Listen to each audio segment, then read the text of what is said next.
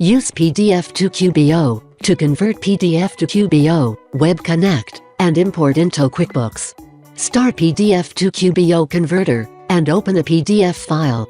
Review transactions before converting. Check the dates are correct, have correct year, deposits and withdrawals are in correct places.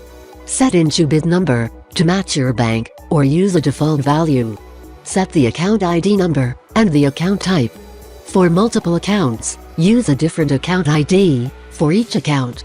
In QuickBooks, disconnect the account from online services first, if needed.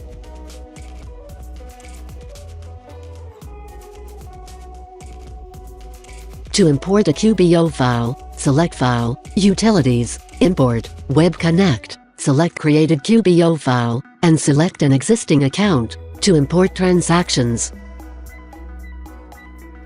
Open bank feeds and assign vendor records and expense, income accounts, and add transactions to the register.